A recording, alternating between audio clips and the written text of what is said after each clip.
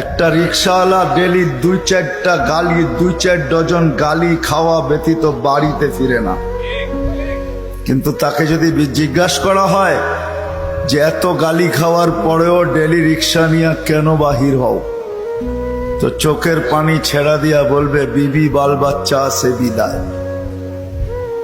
একটা বাপ বহুত কষ্টের পরে একটা ছেলেকে মানুষ বানায়, সত্য তো? কেমন মানুষ যে মা 10 মাস পেটে রাইখা কষ্টের স্তূপ জমাইতে জমাইতে হিমালয়ের চেয়ে বড় করে দিল। একটা বাপ সন্তানের পিছে খাটতে খাটতে খাটতে খাটতে নিজেকে বৃদ্ধ করে দিল, যৌবনটা হারায়া দিল। আমার সমাজে তাকাইলে দেখা যায় ওই মা বাবাই এখন বৃদ্ধাশ্রমে বাস করে। বলেন এটা কেমন মানুষ? কেমন মানুষ? কাগজে কলমের মানুষই তো বলতে হবে। কাগজে কলমের মানুষ যদি না হইতো তাইলে তো ইমাম শাফি রহমতুল্লাহ আলাইহির মতোই হইতো। সারা দিন পরিশ্রম, বাবা ছিলেন না, বিধবা মা ছিলেন, সারা রাত্র মার পায়ে তেল মালিশ করতেন আর পাও টিপা টিপা ঘুম পড়াইতেন।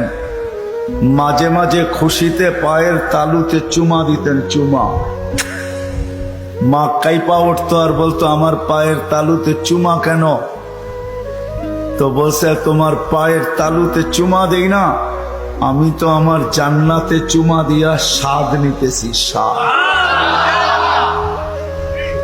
তাইলে সন্তান এমন মানুষ হতো। শুধু কাগজ কলমে মানুষ হইলে মানুষ হয় না। যদি হইতো তাহলে 2টা চিত্র দেখাইছিলাম যে মা বাবা এত কষ্ট করার পরেও সন্তান কোনদিন বৃদ্ধাশ্রমে রেখা আসতো না। সন্তান কোনদিন মা বাবার সাথে বড় বড় চোখ দেখাইতো না, মা বাবার সাথে কোনদিন চিৎকার দিয়া কথা বলতো না, চোখে চোখ রেখা কোনদিন বলতো না। যদি কাগজে কলমের মানুষই মানুষ হতো।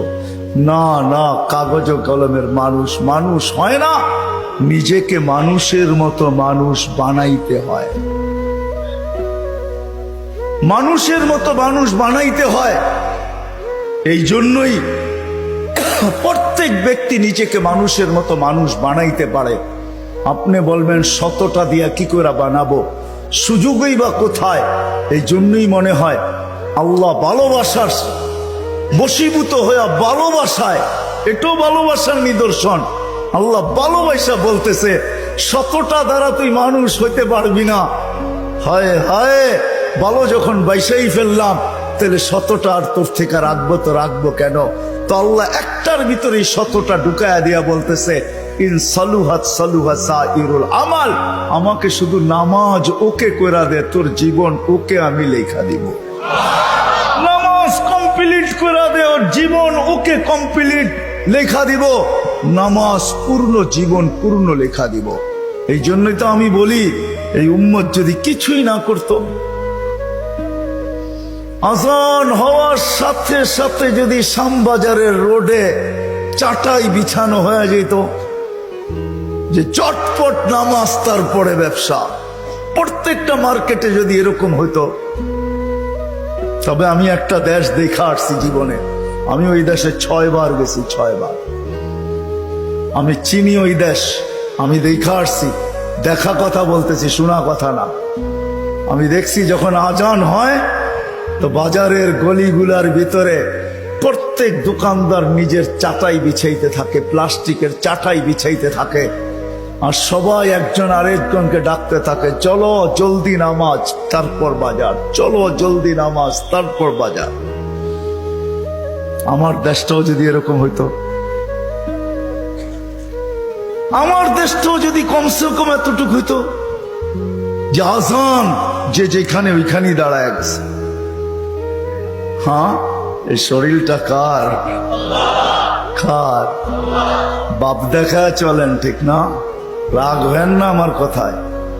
বাপ দেখা বলেন ডিউটি করি, ডিউটি, ঠিক না? আমি যদি প্রশ্ন করি একজন ওইখানে জবাব দেওয়ার মতো নাই। প্রতি মাসে যাই কামাই কার দেহটা দিয়া কামান? হায়াতটা কে দিছে? দেহটা কে দিছে? সুস্থতা কে দিছে? পূর্ণতা কে দিছে? কামানের মতো যোগ্যতা আপনার ভিতরে কে দিছে? একজন এই পুরা এলাকায় নাই। ঢাকা শহরে পাওয়া যাবে কিনা যে মাসের শেষে যা কামায়, 5,000 কামাক আর 500 কামাক, 100 টাকা হাতে নিয়ে উঁচা করে বলে, মালিক তোর দেওয়া দেহটা দিয়া কামাইলাম, এই 100 টাকা তোকে দিলাম, নিয়ে নে। একজন ওইখানে নেই।